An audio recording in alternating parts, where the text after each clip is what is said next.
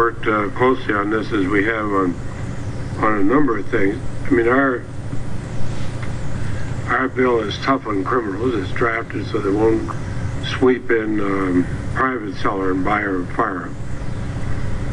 But it's done in a way that we can deter those who would abuse the trust of a firearms dealer by engaging in straw purchasing. And you noted a lot of your concerns are reflected in my substitute amendment. I understand the intent behind the amendment that you are raising. I concern the amendment could unduly hamper other law enforcement operations that are properly supervised, including terrorism and drug investigations. We all agree that the government should never permit guns to be transferred to dangerous criminals, as happened in Fast and Furious.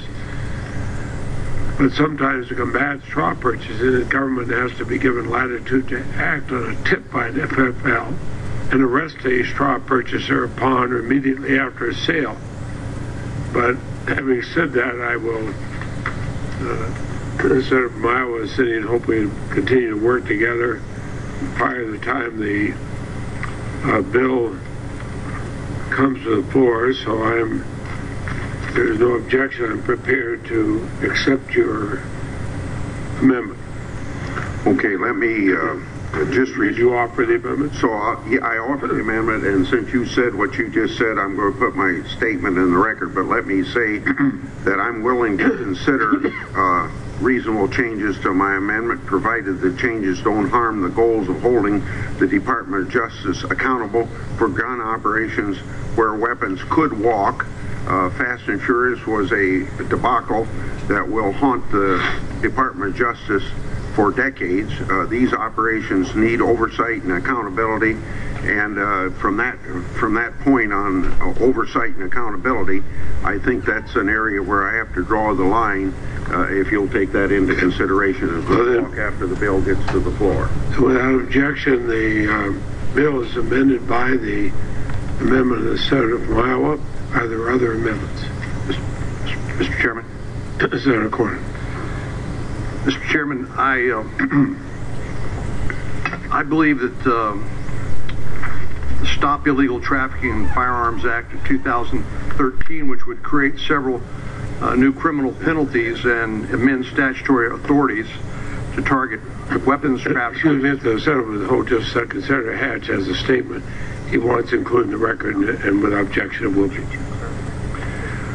And also, I clarified that the amendment we just accepted of Senator Grassie's was ALB 13193. Yes. That's correct. Thank you. So, thank you, Senator Cornyn. My concern is that this bill is a solution in search of a problem.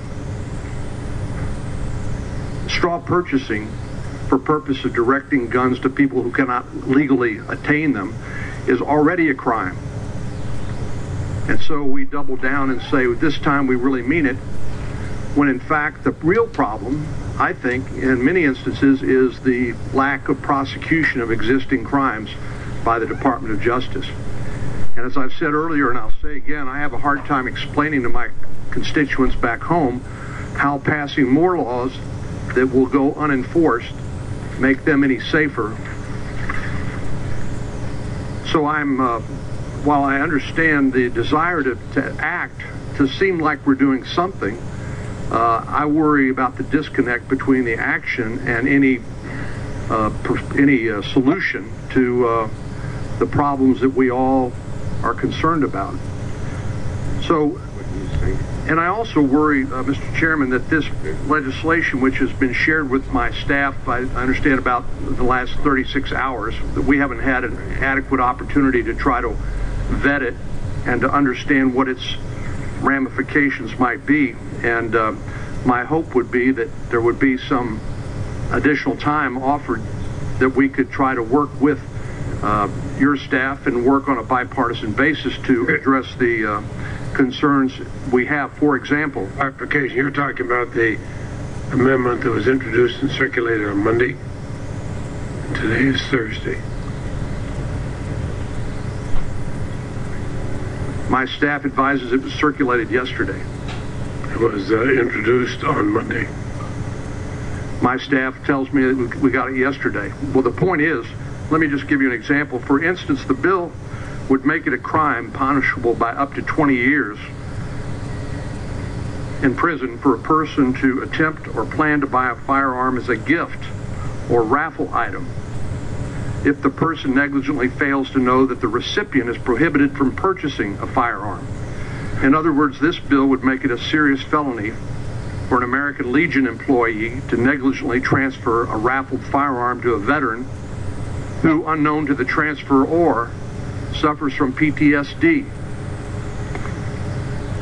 That example, and I'm sure there are others, causes me concern that we are getting ready to vote on a piece of legislation when we really don't know what the scope or the consequences of the legislation are, which to me counsels taking our time and making sure that we understand what the impact will be, rather than passing legislation that will have unintended consequences that none of us would endorse, but which in our haste to try to show that we're doing something, we end up creating that unintended consequence.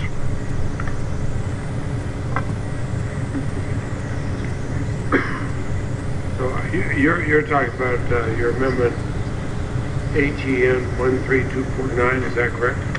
I'm talking about S54, Stop Illegal Trafficking. No, I understand, but are you introducing an amendment to? I have not offered an amendment. Okay, thank you. So if there are no amendments, then the clerk will call the roll on S54 as amended. Well, Mr. I want to share something on that. Mr. Chairman, I do express concern about the penalties, and this legislation is difficult to write. I know the chair has worked hard on it. I have some concerns about it. In general, I support the concept of what you're doing. I think the Department of Justice has said there are areas in which they're not able to effectively enforce these laws, and they need better legislation. And I'm inclined to think that that's so. Although I would note to my colleagues that if you provide a gun to someone that's intending to use it in a drug crime or a robbery or a murder, you're an aider and abetter, which makes you chargeable with a murder or part of a conspiracy to do that, and you're chargeable in that way, and that's the way it's normally prosecuted today. So if you go into a gun dealer and you certify and you file the 4473 form, and I've prosecuted these cases, if you lie on that form, you're subject to a false statement, and the penalties are in the code set forth. I suppose if the person leaves the country, like in the situation we had at the border, where the guns go into another country, it's difficult. All you've got left maybe is a violation of the paperwork regulation, and that may not be sufficient to properly punish a person, or it may leave you difficult. So fundamentally, I think you have some valuable legislation here. But I am a bit troubled by the size of the penalty. I know the chair is want to be tough on this, but at the same time we want to be consistent with other penalties. Carrying a firearm during a drug offense is 5 years. If you brandish it and threaten somebody, it's 10 years, mandatory minimum. So you've got 15 years in this offense for providing a gun to somebody who may use it illegally, which would be, I'm not sure that that's coherent with our... Are you saying I'm being too tough? Maybe, really. And of course, some of this will be decided by the sentencing guidelines. Then most of the people I prosecuted back in Vermont thought it was too tough, too. Well, Mr. Chairman, I've always been aggressive in prosecuting these cases. Well, Mr. Chairman, I tell you what, so all I would say to you, I would just share my concern about that issue, and think we could fix it and probably solve some problems. Okay, clerk will then call the roll. Mr. Chairman, could I just ask one last question? Of course. Is it the intent of the authors of the bill to make it a crime punishable for up to 20 years for a person to attempt or plan to buy a firearm as a gift or raffle item if the person negligently fails to know the recipient is prohibited from purchasing a firearm, for example? No, in fact, we For drafted an American Legion employee to No, negligently we drafted transfer very a carefully, raffle make sure firearm that to a veteran who, included. unknown to the transferor, suffers from PTSD. Is that the intent of the No. authors of the legislation? no. That is the result of this legislation, which I suggest is not. We need to take our time to make sure we understand what we're doing here. And the problem is, Senator Grassley's amendment was offered just a few moments ago, which you accepted, and I appreciate the fact that you all are able to work together so well, and the committee should be working together. But to jam through legislation that we don't know what the consequences are, which would criminalize this American Legion employee, I think is not our intention. But that is the result of the legislation of everyone who votes in favor of this bill as currently written. That can't be our purpose. And that is not the way the legislation is written. You and I have a different view of that, but it is not the way the legislation is written. It is not the way the legislation is intended. We'll have plenty of time before this matter comes on the floor. If you convince me that you're right and I'm wrong on this, I'll be happy to consider an amendment, even further clarification. Yeah. But we've been very careful to make sure we don't sweep in innocent transfers between a private seller and buyer of the nature you're talking about. Mr. Chairman? Senator, the other senator from Texas. Mr. Chairman, I wanted to thank the chairman for his good and hard work on this bill, and I think this bill has the potential for providing some real bipartisan agreement. I think from the beginning, members of this committee on both sides of the aisle have agreed that efforts to focus on violent criminals should be the primary area of focus for preventing violent gun crime, and I think this bill takes steps in that direction. I agree with the senior senator from Texas that I have concerns that certain language, particularly the language in 932, could potentially sweep too broadly and could potentially sweep in innocent purchasers rather than those knowingly participating in violent crime and knowingly aiding those who would participate in violent crime from acquiring firearms. But I do think there is potential before this bill is voted on in the floor of the Senate to reach some bipartisan agreement that could end up having wide agreement. And so I thank the chairman for that, and I think the language can be narrowed so that we can be sure not to sweep in innocent conduct. I think we could find wide agreement in the underlying framework here. I come from a state where the kind of innocent purchases back and forth you talked about often happen. As you know, I'm a gun owner. I spend a lot of time with my fellow gun owners. I'm one of the, I don't know if I'm the only person in this committee, but I'm probably one of the few who have a pistol range in my backyard, which I use except when we have 2 feet of snow. So I'll be happy to sit down with everybody, but I wonder, we have a lot ahead of us. If we could have the clerk call the roll. Mr. Chairman. Let me say one thing. 15 seconds.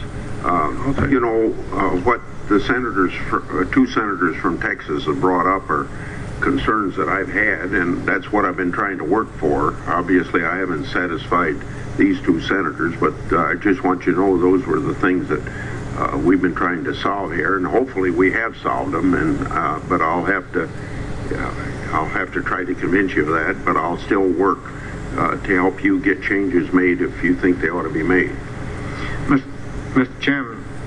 Senator Sessions, you wish to be heard again? Reasonable, I believe the language you use is reasonable cause to believe that they might be unable to receive a firearm, which is pretty close to what Senator Cornyn says negligent. I mean, that's so you've got some cause to believe your brother-in-law may have been convicted of a felony, or may have selling a little drugs. My brother, sell him a gun, and if he used the gun during a drug offense, he gets 5 years. But if you sell the gun to him, you can get 15. My brother-in-law is a well-respected Catholic priest and professor in a college, so I don't think that's too broad a language, and I hope to be able to support the legislation. We can talk about it. Thank you for allowing us to continue this negotiation. For today, I would record a no vote. I've tried to follow existing law, but clerk will call the roll. Yes. Mrs. Feinstein. Aye. Mr. Schumer. Aye. Mr. Durbin. Mr. Whitehouse. Aye. Ms. Klobuchar. Aye. Mr. Franken. Aye. Mr. Coons. Aye. Mr. Blumenthal. Aye. Ms. Hirono. Mr. Grassley. Aye. Mr. Hack. No by proxy. Mr. Sessions. Mr. Graham. No by proxy. Mr. Cornyn. No. Mr. Lee. No by proxy. Mr. Cruz. No. Mr. Flake. No. Mr. Chairman. Aye. Mr. Chairman, the votes are 11 yeas, 7 nays. Mr. Chairman, Senator from Texas. so you don't think I'm trying to pull your leg? There was a complete substitute circulated. You're not the one that talked about my brother-in-law. There was a complete substitute Bring up the circulated by clergy like that. your office at 4:16 yesterday. Last 4:16 yesterday is when we got the language. Thank you. I was on the floor introducing it on Monday. I don't. I'm not saying you personally delivered it to our office. I'm saying your shop emailed it to our office at 4:16 yesterday. That's my only point. Thank you. All right.